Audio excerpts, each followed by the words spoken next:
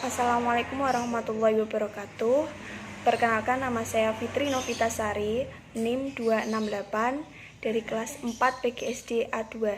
Di sini saya akan menjelaskan materi tentang model-model pengelolaan kelas.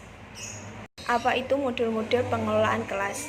Model pengelolaan kelas merupakan suatu pola yang digunakan sebagai pedoman agar siswa bisa lebih aktif dalam mengikuti pelajaran. Model pengelolaan kelas menurut Novan Ardi Wiyani, yaitu penataan ruang kelas. Yang pertama, pengaturan tempat duduk. Pengaturan tempat duduk, ada beberapa bentuk formasi tempat duduk yang dapat digunakan sesuai kebutuhan. Apabila pengajaran itu akan ditempuh dengan cara berdiskusi, maka formasi tempat duduk sebaiknya berbentuk melingkar. Jika pengajaran ditempuh dengan metode ceramah, tempat duduk sebaiknya berderet memanjang ke belakang. Pengaturan tempat duduk menurut Novan Ardi Wiyani ada beberapa bentuk formasi. Yang pertama, formasi tradisional atau konvensional.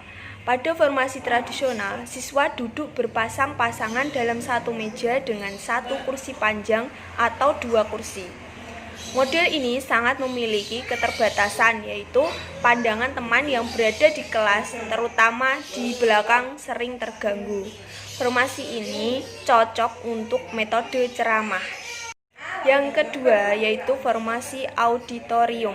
Formasi ini posisi tempat duduk siswa berderet memanjang ke samping, bukan ke belakang, seperti pada formasi tradisional. Formasi ini dapat dicoba untuk mengurangi kebosanan siswa yang terbiasa dalam penataan ruang secara konvensional atau tradisional.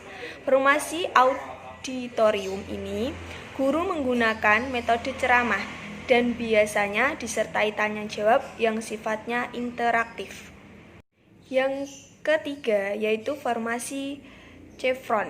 Bentuk formasi ini bisa membantu dalam usaha mengurangi jarak di antara siswa maupun antar siswa dengan guru, sehingga siswa dan guru mempunyai pandangan yang lebih baik terhadap lingkungan kelas dan mampu aktif dalam pembelajaran di kelas. Formasi ini cocok untuk metode ceramah dan tanya jawab. Yang keempat, formasi kelas bentuk U. Formasi kelas bentuk U ini sangat menarik dan mampu mengaktifkan para siswa sehingga mampu membuat siswa antusias dalam mengikuti kegiatan belajar. Dalam hal ini, guru adalah orang yang paling aktif dengan bergerak dinamis ke segala arah dan langsung berinteraksi secara langsung, sehingga akan mendapatkan respon dari pendidik secara langsung. Formasi ini cocok untuk metode diskusi.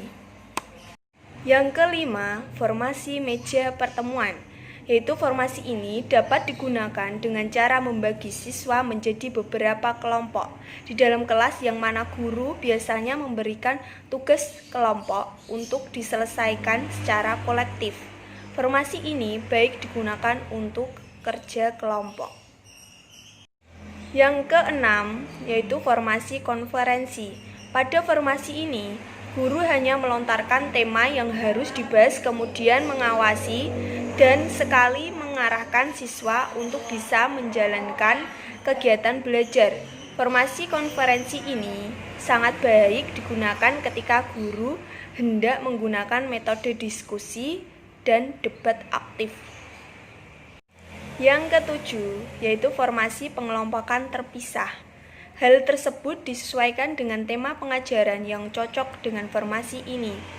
Tujuannya yaitu berusaha untuk memberikan upaya pendalaman pada sebagian siswa dalam bentuk kelompok-kelompok kecil. Sementara itu, yang masih membutuhkan bimbingan dari guru tetap berada dalam pengawasan guru. Yang ke-8, formasi tempat kerja. Formasi tempat kerja ini sangat tepat jika dilakukan di dalam laboratorium, yang mana setiap siswa duduk satu tempat untuk mengerjakan tugas seperti mengoperasikan komputer, mesin, atau melakukan praktik di laboratorium. Yang kesembilan yaitu formasi kelompok untuk kelompok. Susunan formasi kelompok untuk kelompok sangat memungkinkan guru untuk melakukan diskusi atau menyusun permainan peran, berdebat, atau observasi pada kegiatan kelompok. Yang ke-10, formasi lingkaran. Formasi lingkaran ini biasanya digunakan untuk melakukan kegiatan belajar mengajar dalam satu kelompok, yang mana guru sebagai seorang manajer kelas memiliki peran untuk membimbing dan mengarahkan jalannya kegiatan belajar mengajar tersebut dan formasi yang efektif bagi sebuah kelompok.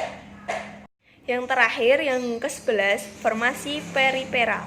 Seorang guru menginginkan siswanya memiliki tempat untuk menulis. Guru menggunakan formasi tempat duduk periperal, yaitu meja ditempatkan di belakang siswa. Guru dapat menyuruh siswa memutar kursi-kursinya secara melingkar saat guru menginginkan diskusi kelompok. Pembahasan ini yang pertama adalah formasi ruang kelas. Ada beberapa formasi ruang kelas, yaitu yang pertama formasi letter U dapat mengubah kedisiplinan siswa. Yang kedua, formasi lingkaran dapat membuat siswa lebih fokus dan mau bertanya. Yang ketiga, formasi tradisional saat metode ceramah digunakan. Yang keempat, formasi meja pertemuan membuat siswa bisa saling membantu dan mudah memahami materi pelajaran. Pembahasan yang kedua yaitu peran guru dalam implementasi model-model pengelolaan kelas. Yang pertama, guru merupakan tokoh sentral dalam pengelolaan kelas, dimulai dari tahap perencanaan sampai dengan tahap evaluasi. Yang kedua, guru harus menguasai materi yang akan diajarkan, menguasai penggunaan strategi dan metode mengajar yang akan digunakan untuk menyampaikan bahan ajar dan menentukan alat evaluasi pendidikan yang akan digunakan untuk menilai hasil belajar siswa. Pembahasan terakhir yaitu kendala guru dalam mengimplementasikan model-model pengelolaan kelas. Yang pertama, saat membagikan siswa dalam kelompok, ada siswa yang tidak mau satu kelompok. Yang kedua, ada siswa yang sulit diatur, di mana jika guru meminta untuk duduk atau berpindah tempat, beberapa siswa cenderung acuh dan tidak mau mendengarkan guru. Yang ketiga, sulit untuk mengkondisikan siswa saat mengubah formasi tempat duduk. Sekian penjelasan dari saya. Terima kasih. Wassalamualaikum warahmatullahi wabarakatuh.